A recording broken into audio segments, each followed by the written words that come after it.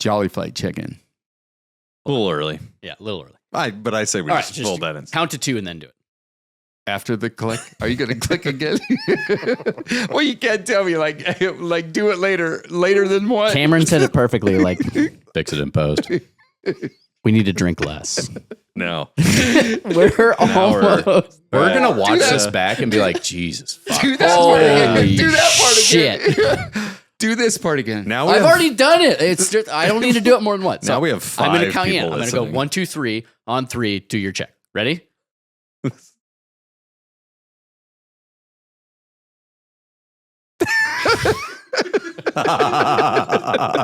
That one. Go. Jolly Flight Chicken. Chalk 1. Chalk 2. Chalk 4. Here we go.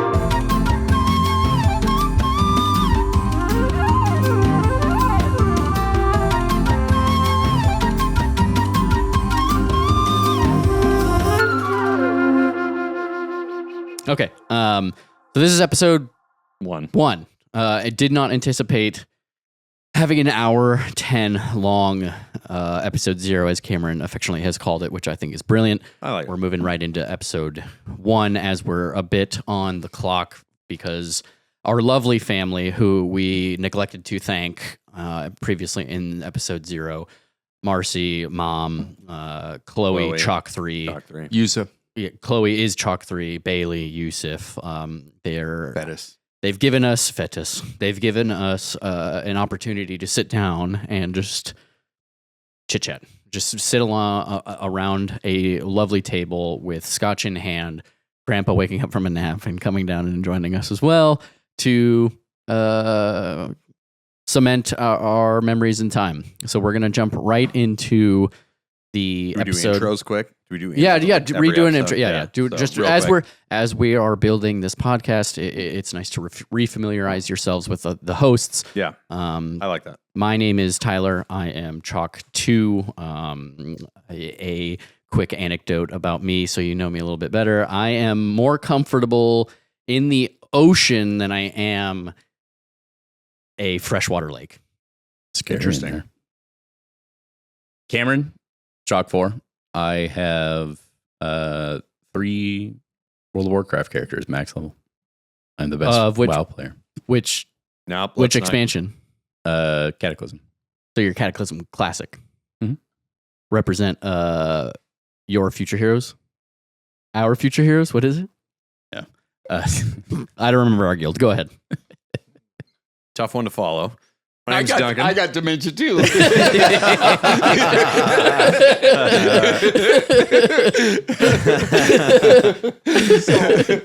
Everybody to this day, I mean, everybody has been drinking, right?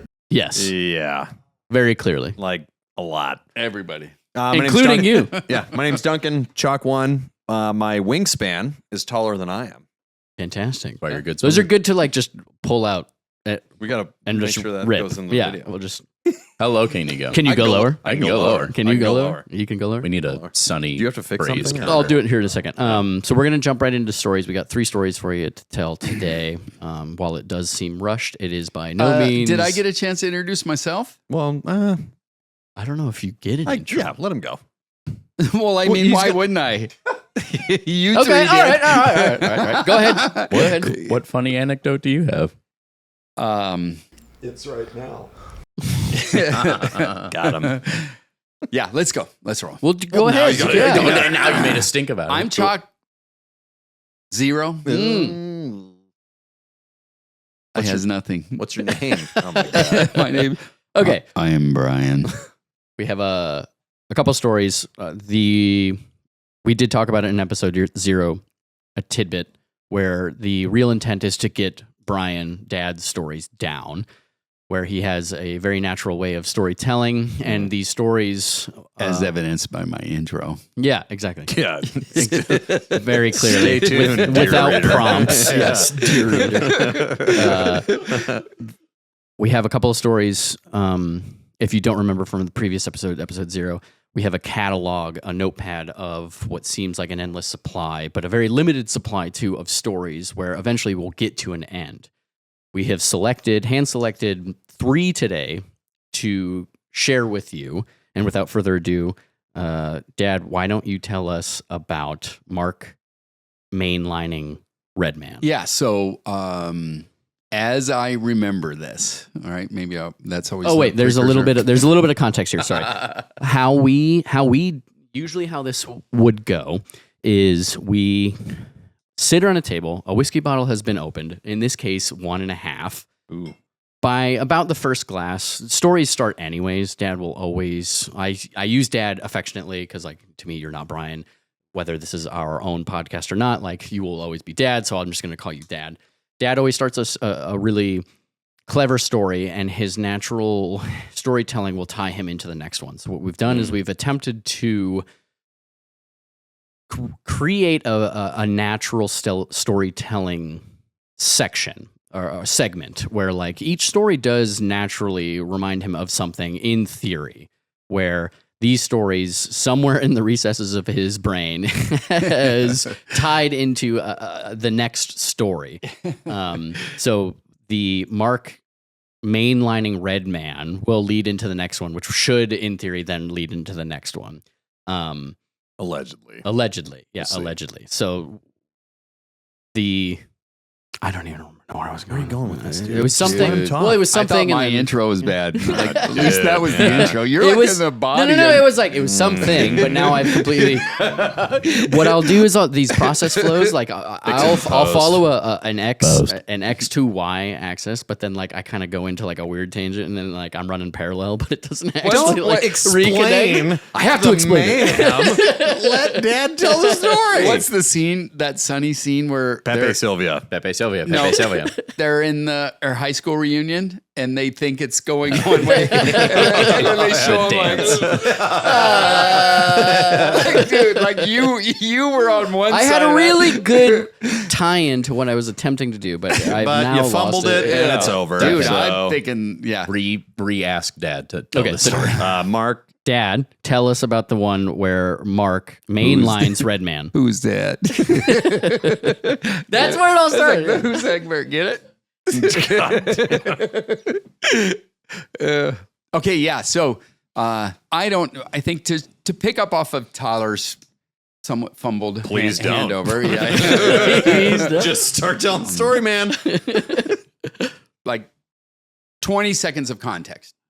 You know, with 20 years of being around some really, really great individuals, really great people.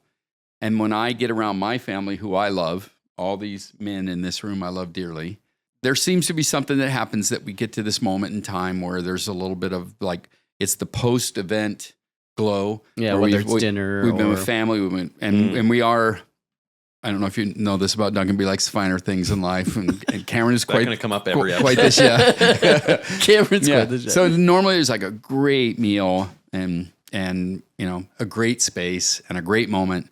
And for me, what floods my mind are the people that I've been blessed to have been around during, like, epic kind of stories, right? So it'll be weird to make this transition, because to go from Galena, Illinois on December 27th with, like, at least 4 drunk bastards and one catching up, it'll be weird to shift to 1983 in a van driving back from What a story. Boise, Idaho. But the as I remember the story, the way it happened, I was in a van, a big blue rental van with probably 18 of the world's strongest, best pararescuemen coming off of a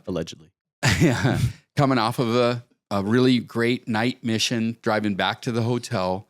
And my friend Mark was driving us, right? He was unfortunately, there were periods of time where you'd be the duty dog, right? You were the admin guy on the team, and you were the driver, you were the phone answerer, you were the drive dudes out to the plane thing, which will come up later. You know, there was an administrative role inside of these special roles, right? So he's driving us home. Everybody's amped. We had this big, great mission set that night, great flight, went and did the mission, driving home. Everybody's bullshitting.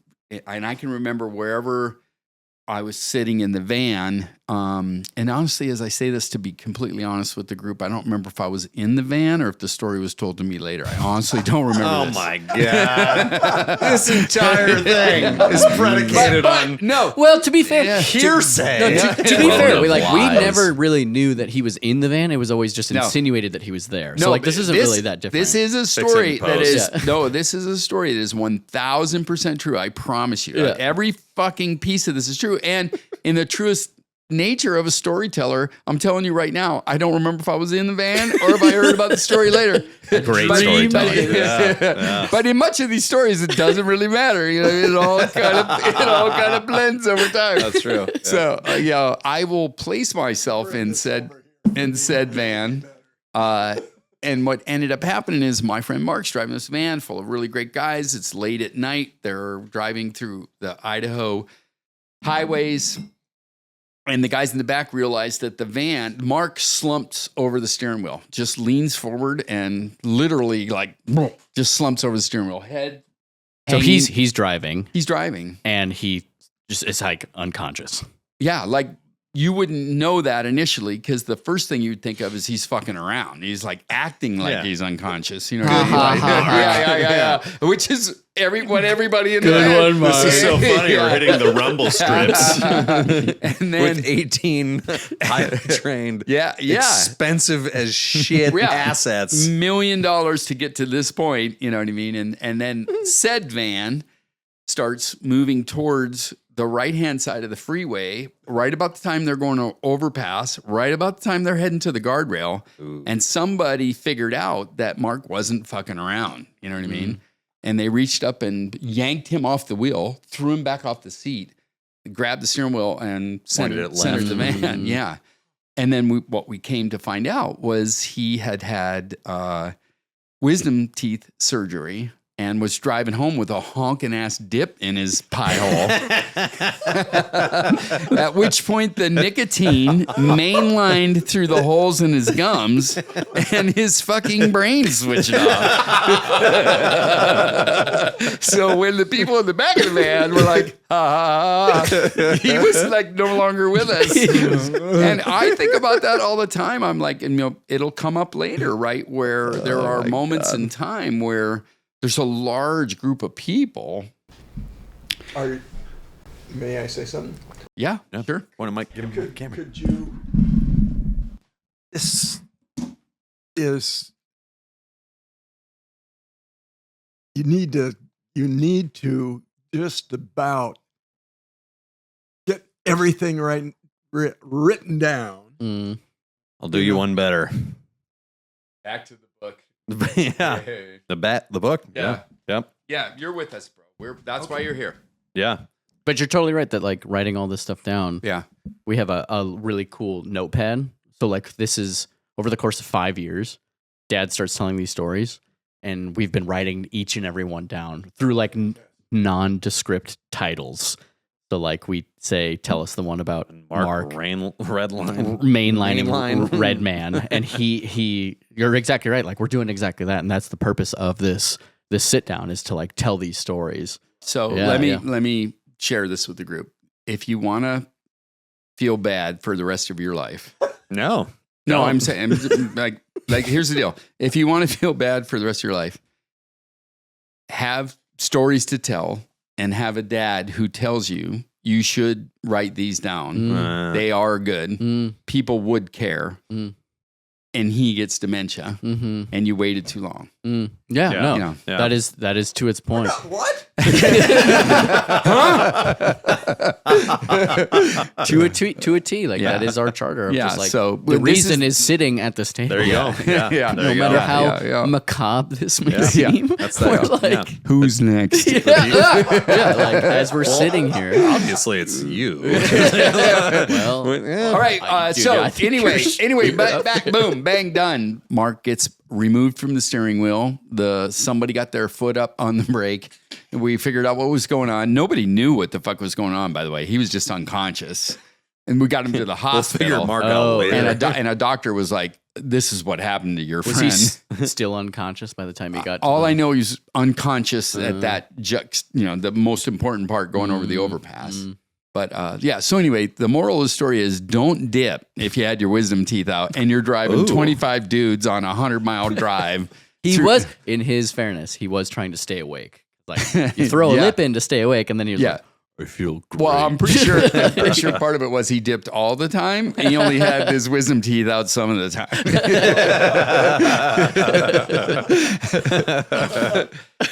Big but Dip I'm doesn't telling want you. you to know this one trick. big dip. Rip your wisdom teeth out. You only need one. But that, just to use Mark as an example, like I have met some unbelievable human beings in my career, right? Like really special people. Like I just think I think that's the thing. I think that's kind of what we're trying to do. We're trying to do the reverse or the inverse, where I think we hear a lot of podcasts now that are talking to operators about, do you remember your first kill, or how far do you lead a squirter, or What? there's family just, show. But What is a squirter? Keep going.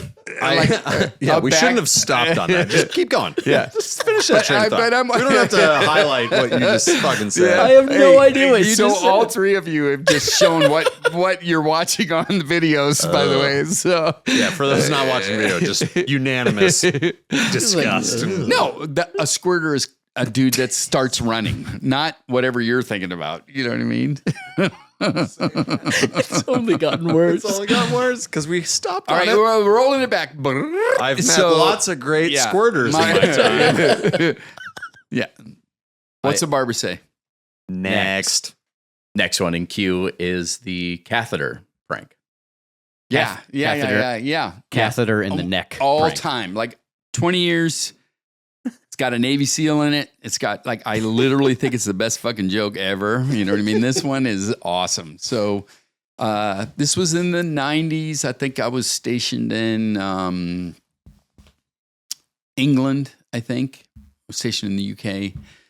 I came back. So the, PJs typically when they went, in my era, when they went through medical training, we just went through our own medical training, but over time we started to realize, hey, we really need certifications so that we can parallel with civilian agencies. So ultimately we went from my era, which was really, really, really good, strong combat medicine, trauma medicine. Like I think we were really good at the all-time basics. And then by the time I finished my career, we were all certified paramedics, and we were going to some of the top tier 1 emergency rooms in the country for training. We were doing the top ride-alongs in ambulances for the best training, right? But kind of went from that point in time.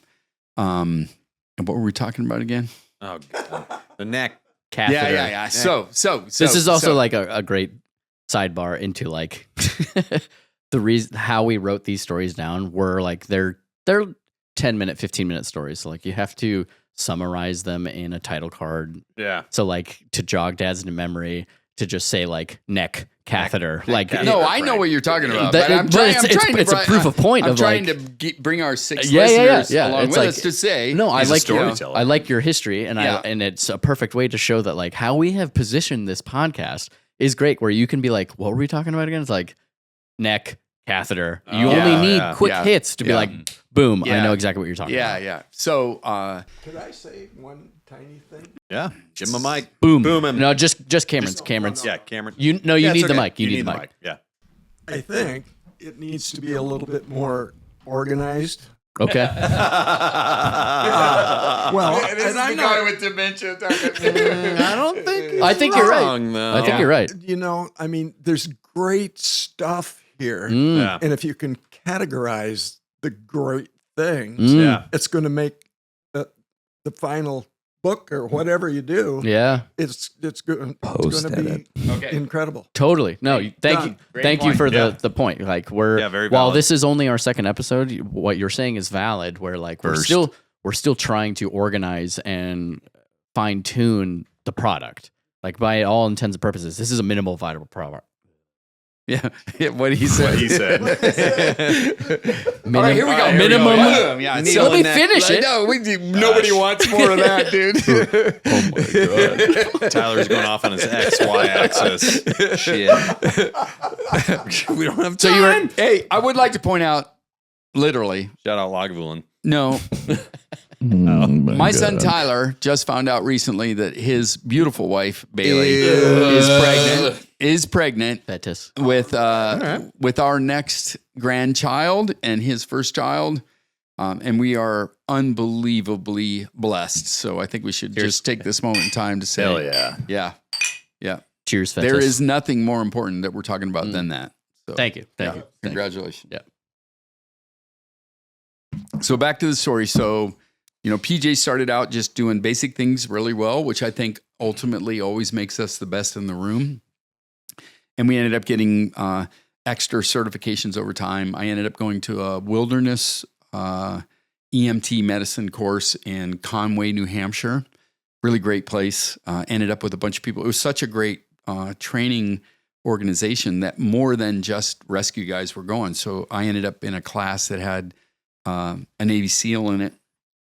And at some point in time in the training, we ended up doing external jugular venous intravenous sticks. Ooh. And so for just a quick example, when someone's in shock and you're not able to get a distal sort of, what's distal? Is that on your down wrist? on your arm. Okay. Yeah. If someone's in shock and they start to collapse, then it's really hard to get an IV. So you might try in their hand. Normally when somebody's healthy, you can get it in the hand. If someone's kind of fucked up, you can usually get it here. Where's here? Antecubital here in your arm. Elbow pit. Yeah. Elbow. The pit of your elbow. Okay. But then when people start to get really sick, there's another option before you start cutting through their skin to actually get to a vein to be able to do it, right? Which Tim Ryan did when Save that one for later. The burn. Patterson went into the wires. We'll talk about that later, right? But so we at some point in time, we started to practice external jugular sticks because usually, no matter where they're at, you can usually get a EJ, right? You can stick a needle in somebody's jugular vein. So what happens a lot of times when you're with a lot of these kinds of groups is you get to a point where you got to kind of practice something, right? So you got to, and then the practice becomes reciprocal. So in this group of civilians, military, it ended up that a PJ and a SEAL, when they said, who's a volunteer to do the EJs, we were like, boom. And I'm looking at him like, fuck you, dude. And he's looking at me like, fuck you, dude. So it's kind of like that. Like, I will fuck you in the neck. And he's like, I will fuck you in the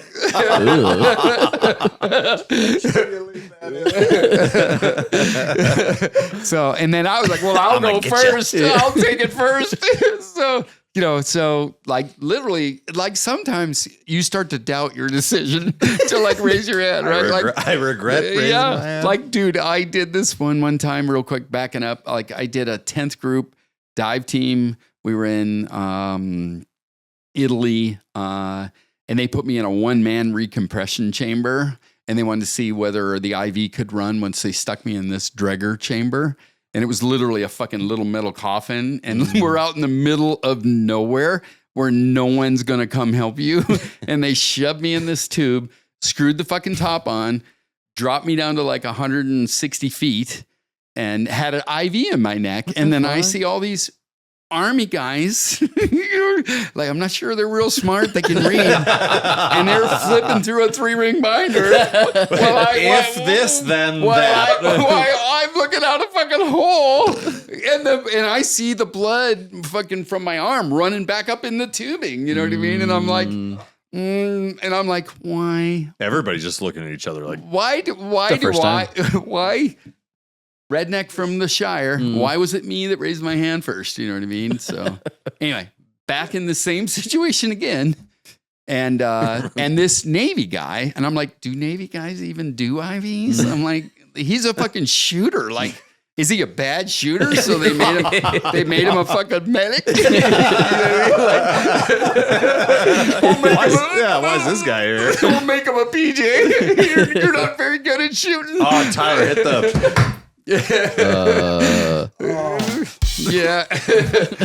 And so, and it's not like a natural thing. Everybody's done this. They're drunk in the dorm. What's this? Yeah. Sticking your buddy, they've been drinking. You come home with needles and bags, and you're like, dude, you need an IV. And fucking, literally everybody's done that. But not everybody's stuck a fucking needle in somebody's neck. And you're kind of like, does it go this way or does it go that way? I'm not sure I remember, right? He did a great job. Really good job. Shout out. And I'm telling you, it is a weird feeling a needle go through your skin and then through your vein and then the catheter getting advanced and then they stick a IV thing on it and then he, runs a little bit of it and you're like, hey, is there any air in that fucking line? He did a great job. This is a good sidebar for if you're squeamish. Maybe. Oh, we should have a disclaimer. We're too late, so keep going. There's a fucking help needle your friend on the floor. Yeah. I know one thing. Only one thing. You need to get a book. All right. You need. That's what we're doing. I want to. I don't want to be dead after that. All right. Fair enough. Okay. The book This is an incredible adventure Totally. going on. I told you all in episodes. Totally. Right No, there, you're absolutely right. Yeah. We have a notepad of all these stories as Dad has told them over the course of 5 years. So we're right with you. You're totally right, John. Yes. Don't interrupt me again. Oh, well, that's kind of. This is where the elder abuse might be. Yeah. John is very well taken care of. I just want to Grandpa, preface. you comes the next day. Like this generation to this generation. Hey, dude, I was talking. So I think where you stopped was the very odd feeling of some dude who you're not sure what his skill set is jamming a fucking needle in your neck, and then now it's my turn. So Actually not funny. But yeah, let the record. He did a good job. he did a really good job. Did a great job. Like, hey, if you Stepped need up, knew that it went this way or that way, you're good. No PJ wants me to say this, but I think Navy SEAL medics are the shizzle. There you go, man. You know what I mean? Yeah, he's a good dude. I can't remember his name. I hope he sees this and he knows, how much he means to me. He won't, but So anyway, now it's my turn. So having a little bit more medical knowledge and background, I prepared myself for this opportunity. cocky bastard. So for people that do IVs, for people that have received IVs, and for people who want to know what IVs are, at that point in time, at least, there's a really important concept when you're dropping an IV on a patient, right? Which is the catheter is a piece of plastic that sits on top of a needle, right? And the idea is the needle sticks out a little bit farther than the catheter does. And so the venipuncture means that you stick that needle, the sharp part, through the skin, through the vein. You advance it a little bit, which I used to fuck up all the time. I forgot that little bit part. You don't go through the other side of the vein. Yeah, you don't want to go too far, but you got to go enough to get the catheter in the vein to be able to slide the catheter off into the vein, right? And so one of the things you got to be really fucking careful about, that is one way to make somebody dead, is to advance the catheter off the needle a little bit and then stick the needle back in a little bit, right? You want to go all the way in, and then it's only the catheter that moves. The needle doesn't move anymore. The risk is that if you fuck that up and if you stick it in, you slide the catheter forward, then you slide the needle in a little bit forward, is you shear off the tip of the catheter, which now becomes an embolus. Which is finds its way through its journey into your brain or some part of your heart. It's just bad shit, right? So what I did was, I took another catheter and I sheared the top of that fucking thing off. I mashed it up too. I didn't just with scissors. You're motioning like scissors. Yeah, I didn't just cut the edge off. I made it like a banana. It was all fucked up. Yeah. And I stuck blunderbuss. Yeah, that's the word. That's the word. And I stuck that catheter in my pocket, right? And then so he's laying on the table. I stuck him in the neck. I advanced the catheter. I pulled the needle out. And then I like pulled the catheter out of my pocket that I'd fucked up, and I put it right in front of his eyes so he could see it. And then I was like, and then I in a really calm voice, like super calm, right? I was just like, hey, we need to put this guy on a backboard and we need to get him in an ambulance like right now. Because there are other people. And I like put my hand on his shoulder. There are like, other people in the room. Yeah, Like, like instructors. Yeah. All other 18 people are watching these needles get dropped in the neck, right? Mm-hmm. And the instructor's talking. I didn't tell the instructor I was going to do this. So either. to them, this is like legit. all Everyone's fucking live. Nobody knew. Nobody fucking knew. And he just like, he was your typical SEAL, right? Really good looking. Fuck that guy. probably from Southern California. Tan, curly blonde hair, real So funny, hot. like super funny. Yeah, great shape. Like I love the guy. He was like, great dude. But as soon as I fucking pulled that catheter up in front of his face, like he just blanched. He was like, "Blah." Just quiet. You know what I mean? Like raw. And like he got really serious. He was like, fuck. You know what I mean? And I'm like, gonna die. like he knew enough to know what that meant, right? Like he was like, he's like, there's a fucking piece of that in me right now. And I think in his head, he's like, where is it? Yeah, Where- how long where- has it been? They're like, can I feel it? Can I feel it moving around? My eye. Yeah. And literally, so I mean, not to drag this story out, but he looked so bad, so scared, so worried, so like quiet. I couldn't stand it because I was like, this is a really animated, like strong, like warrior killer motherfucker. You know what I mean? They're not quiet very much. So like I only let it go. Like one moment. just Yeah. I've been telling this story now. I wish it went on for 30 minutes, but I think I only let it go for 30 seconds. Right? Sure. I'm like, dude, you're fucking fine. Calm down. Oh, You're good. One very important thing We got to write this down. to discuss. Yes, have to do that. Yeah. Okay.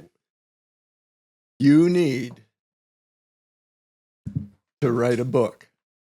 And if you don't do it, I'm going to haunt you for fucking ever. okay, fair I enough. don't remember That's that. We never talked about that part. No, Yeah. I mean like haunts are real. So like that's Yeah. a very authentic threat. And all right, it needs to be who's asking me about the third? To JY, I hope you get a mission.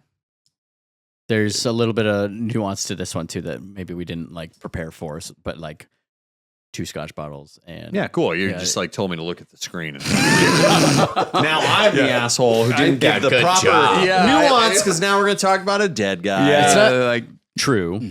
Oh, There, oh. I mixed it up. Like I should have finished it. Rather, you should have started it. I should have finished it. So that's our fault. Like it's all part of it. As long as we're all following the swords, I think I should have told that story more often so that you knew what it was. looking Yeah. at the screen. Yeah. So this is authentic. I had to read it This on is screen. So- authentic reliving of these tales Yeah. to which like Dad is now Yeah. perfectly teed up. I've not told that story enough for Mhm. you to know this story. So Well, let's hear it. yeah, that's why we're here, Let's hear it. right? If my kids don't know this story enough, then that's why we're here. Well, one of your kids knew the story. Put it on the. I don't. Yeah, no, board. well, I'm not. We're not so- throwing you no, under that's the not bus. it at all. No, I'm not saying that's the case. Yeah, like it's that like I really don't know it either. I just know that Dad really wanted to tell this story. Yeah, well, it was important to me because throughout my career, men died.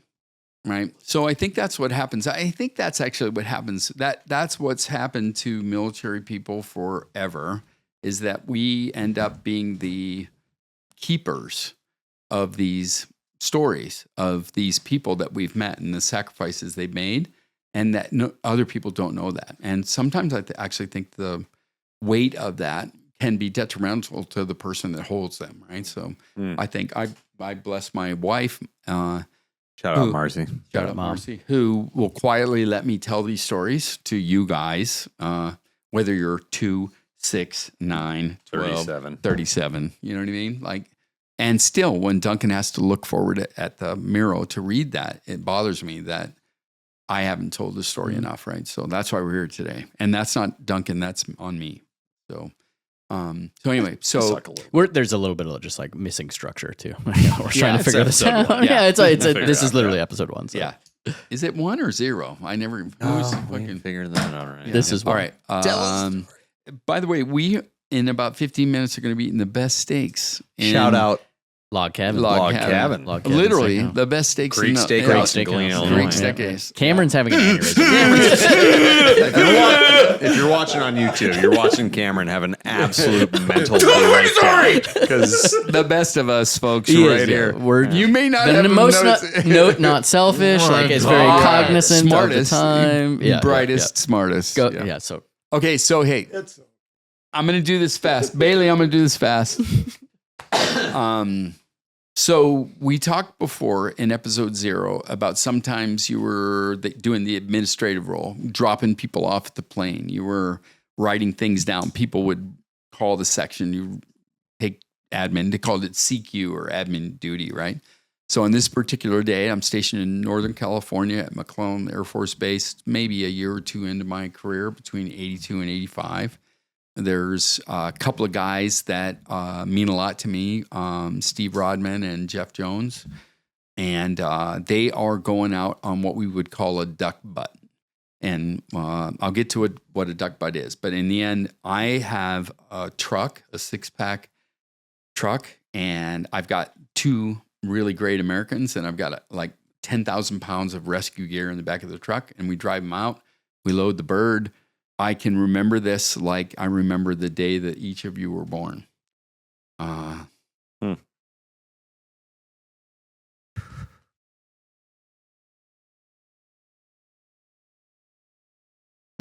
Jeff was standing in the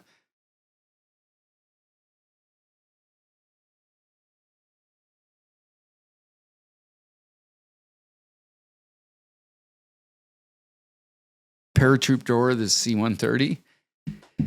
And it felt like such a, like you didn't want to be the administrative guy. It sucked. When you were PJ, like doing that jerky work, it just blew.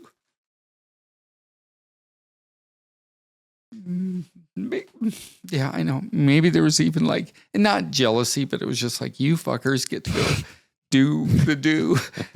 do I'm the driving job. a truck, answering phones. Yeah. But like, I'm proud of myself for saying, I hope you get the mission, right?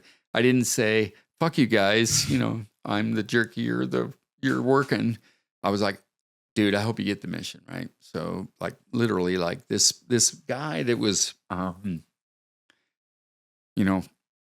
bright and calm. He was a lot like you, Cameron. He was kind of quiet, big head of blonde hair. And I'd never met anybody from Hawaii before. That was like one of the great things about the military. You'd meet people who grew up in Hawaii, you know what I mean?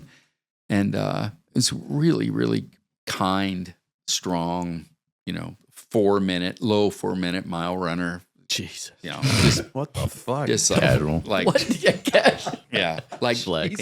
like unconscious. What? Like really great dude. 4-minute mile. Calm. He embodied a lot of Hawaii to me. Like he was so calm. You know what I mean? He never got fucking.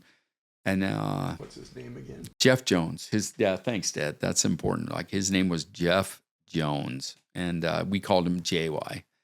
So anyway, we truck him out there, put him on the bird, shut the door. Hope you get the mission. Drive back to the section. Everything's done, right? And then probably 8 hours, 9 hours, 12 hours later, we find out that there were a couple of Navy fighters. So the idea behind the duck butt is that rescue teams would fly in a C-130 from California. If these fighters were flying to Hawaii and onwards to Guam and onwards to Japan, the idea was the rescue teams would fly halfway in orbit.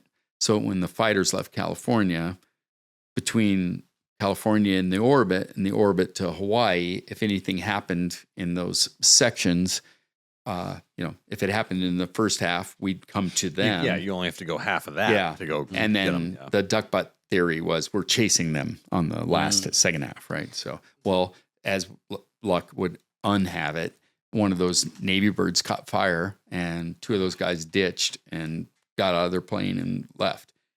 And Jeff and Steve parachuted, round parachutes in the middle of the Pacific, well, halfway to Hawaii Pacific to save them. And ultimately, Jeff was lost. We don't know what, the idea was that he jumped with scuba tanks that were placed between his round parachute.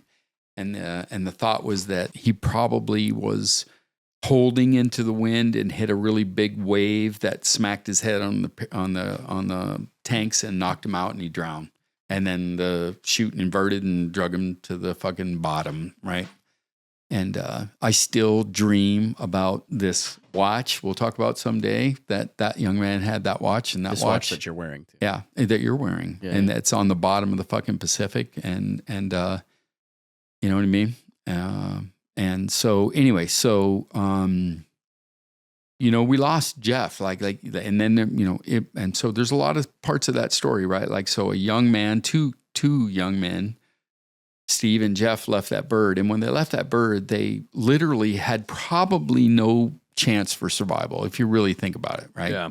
Because they're in the middle of fucking Pacific in a pretty bad storm, pretty high water. Jumping World War II parachutes with no probably a canteen maybe, but no like desalination, and a one-man raft that might work, and a radio that is known not to work and never worked in Vietnam. So why the fuck would it work Would in it work 20 years later? in 1982, But right? it's my Same fucking radio that didn't work in 68 ain't working in 82, right? Goddamn iPhone wouldn't work out there right Yeah. now. It doesn't matter what that radio had. and Like, no- it wouldn't work right now. And so, going back to our earlier episode about that others may live, and that, what it takes. Those guys stepped out of that fucking bird with the idea that I can help. Like, it's on me. Those guys are in the water. One of them's probably hurt. They're not coming home unless I go. And they fucking stepped out of that bird into 120 knots of wind in a round parachute, and it was like, I can do this. I got this. I will fucking tell my friends about this at the dorm tonight. You know what I mean? And we lost Jeff. And then so we got the alert, right? Like, they had a mission. Steve's in the water. He got the mission.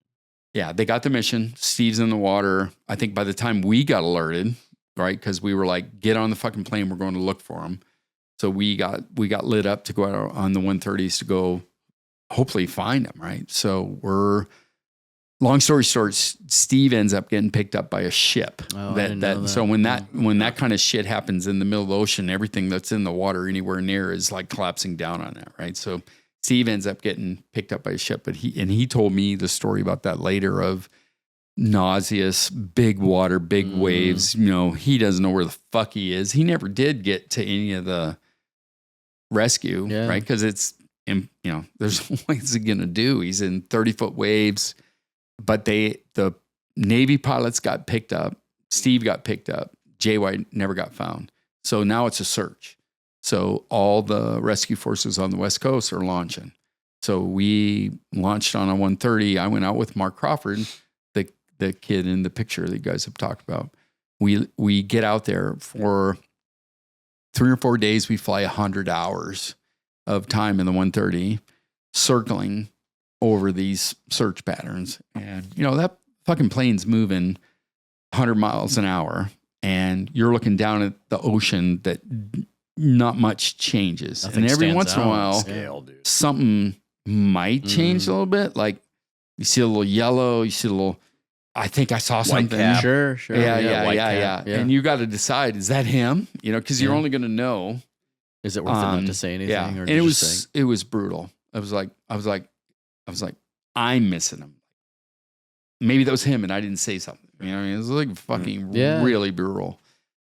It was not good. And but at that point in time, you're like, he'll be fucking fine. He's in his boat. He's got his canteen. The radio might work. You know what I mean? Physical specimen. Yeah, he's a physical. Yeah. Like, you cannot kill this motherfucker. You know what I mean? Like, there's no reason to be bummed. And now, it's only, We just got to find him. Yeah, we got to find him. That's why we're here, right? So, as a part of, they're long flights. Like, we're flying 11, 12-hour flights. They're bringing people from Hickam, the Air Force Base on Hawaii, to come be extra scanners, right? So, on the bird that I'm on, there's these 2 life support ladies that get on, real pretty young ladies, got a lot of perfume on. You know, this is a macabre situation where my friend is probably dying in this fucking thing, but I smell the smell, and you know what I mean. And I'm up in the bunk writing this. What's a bunk? So yeah, so there are 130s in the back. They have these beds basically up above this big gas tank. PJs were often the pilots would say wheels up, PJs up, like the wheels up, the PJs go to bed. Like they have a real tough job flying, and we're like, hey, this is, you know, unless somebody's dying, we're going to bed. And so anyway, I'm in the bunk, I'm writing my brother a letter, and I'm like, you know, I'm telling him what's going on, blah, blah, blah. But then I'm also saying, you know, again, I'd like to point out I'm a 19-year-old young man. And I said something about, you know, the perfume's amazing, you know what I mean? Blah, blah, blah. I'd like to do this and that and the other thing. And I went to sleep. I fell asleep. Boom. And the other fucking PJ, Mark Crawford, and I will use his last name. He snuck my notebook out from my hand and read what I wrote and shared it with the people that were on the plane. With the big-breasted ladies. Yeah. And then put it back under my hand. So when I woke up, and like nobody on the plane liked me anymore. You're like, what the fuck? He didn't tell me that till later, actually. But anyway, yeah, we lost him. Couldn't find him. Went back to California. We went back to his ceremony, his funeral. We took off from McClellan to go to Hawaii for the funeral with his family. And as we took off from McClellan Air Force Base to Hickam Air Force Base, the rescue aircraft had big Benson tanks that were full of gas. They were these giant tanks that were inside the C-130. They were full of gas that would extend our range, right? And then if the C-130 was refueling helicopters, that's where the gas came from. So it was like a giant pill-shaped thing, you know what I mean? Probably 10,000 gallons of fuel in it. So we take off, the bird lifts up. As soon as it lifts up, there's a big connection, like a knurl, like a knuckle, like a big nut that has a big hose on it that's not connected to the tank. And all the fuel starts spilling out of the tank. So as the pilot's lifting the nose up, the fucking gas, the fuel, the JP4 is flooding the inside of the bird. I mean, like, you know, you got to be a little bit careful about fumes and, you know what I mean? But when you're watching waves, gallons of waves, and I'm like, jet fuel. well, here we go. With JY's down, and every PJ on the team at the 41st is on this bird right now. This thing, any second now, any fucking second. I didn't even know whether I should take my seatbelt off because I thought, if this, what would that if this matter? sparks, Yeah. anything, if I touch anything, right? Static. And the loadmaster just walked back from his position, like grabbed the nut, stuck it on the thing and like screwed it on. And he looked at me like, gave me the thumbs up. No fucking big deal. We're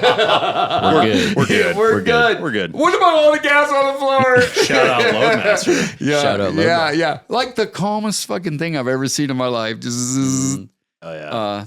and then I'll wrap this up with like, we got to Hickam. We met JY's family.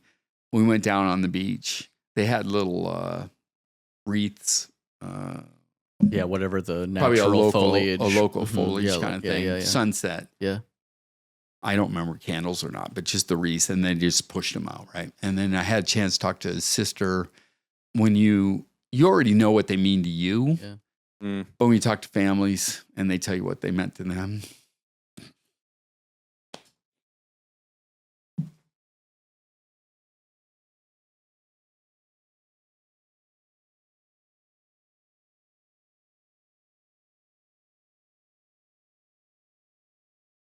So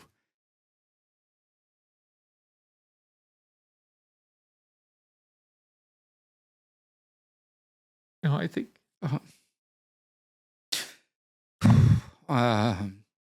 as part of this, right? Like, I feel like I'm like the only person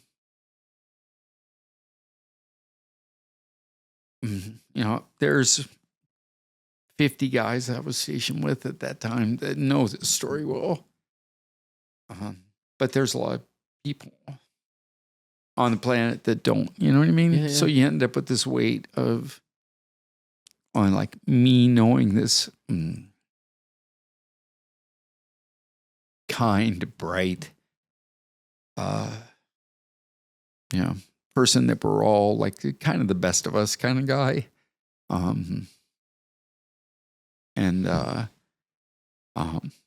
So that's why I tell this story to you guys, you know what I mean? And, Well, now our 6 listeners will know yeah. that story. And there's a few of those, right? There's a few of those. Yeah, There's guys like that I've known that have sacrificed like that it's just important that like nobody should forget. And like, dads. Speak their name, man. Yeah. That's exactly what it is. It's like it's you tell that story.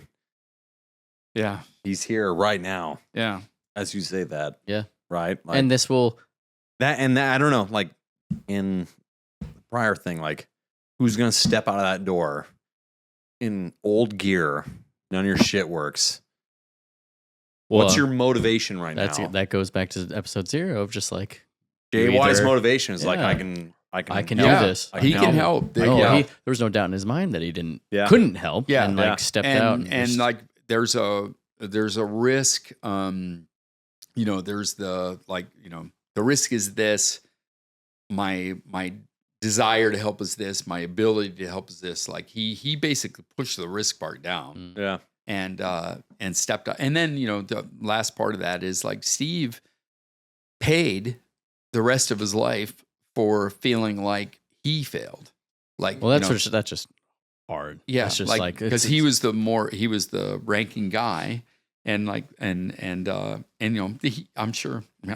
I'm telling the story. I'm verklempt. Sure. He's carrying a weight, right? Because I carry that weight too for some of the stories we're going to talk about later. But that you end up with this responsibility, which I thank all of you. Like as we wrap this one up, like I thank all of you for showing the interest and actually like the desire to want to try and find a way to share the conduit kind of thing. Yeah. I think maybe I just thought it was more of a like there's 5 of us here. It was the 5 of us to remember and go from there. But I think what you guys 5 plus 6 is 11. yeah. We got 6 listeners. Oh, I see. Yeah. So we have 11 listeners. Yeah. And like those 4 out there. We have a live audience. We do. Yeah. Bailey, Hey. I'm sorry I was crying. JY. Hey, JY. JY. Yeah. JY. Hold on. Oh, so hey, let me wrap up like on a more. You're good. You So- need it. 1 minute. He was a really good dude. He gave me his ID because we kind of looked alike. I still have it. So Dad's a really tall, strapping Southern California. Yeah, subtle there. No, That's right. Yeah, this guy was so hot. Tan. Like we shared IDs. No, more was a matter of the looseness of if an ID, you're a male, I'm a male, you get in. You're you know what white, I mean? I'm white. Yeah, Well, yeah, I'm like, yeah, No. yeah. Uh, Or more of Hawaiian like descent. more of the fact of I will share my ID with you, and then I will not be around to bring it back. Like that's like Yeah. that's part of it. Yeah. We'd go through the chow hall line. He was, like I said, he was a really kind guy, right? Like had the island vibe, kind.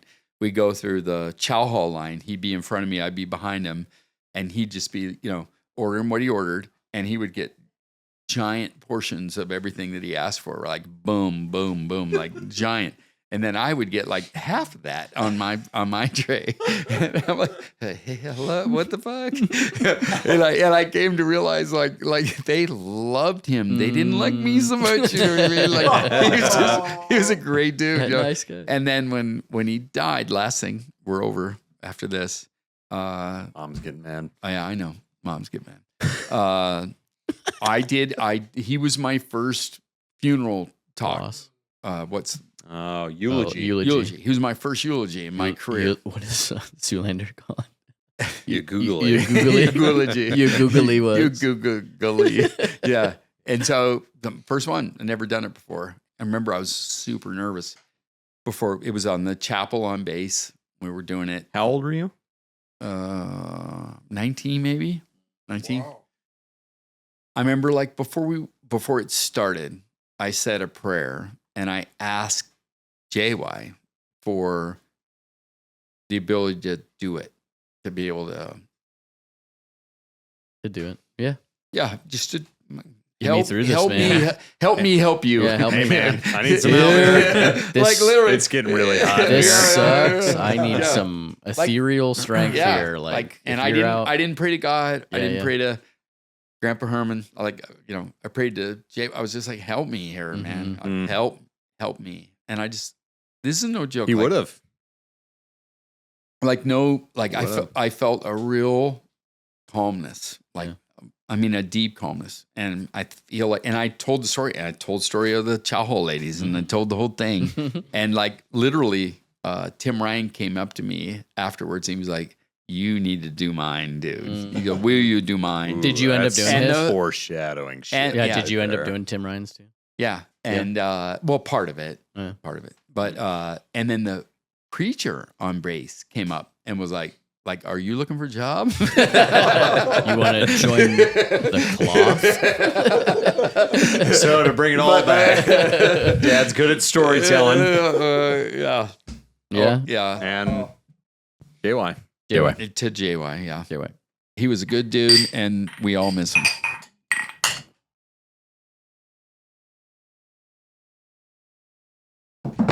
So I think in the, Spirit of not being in trouble.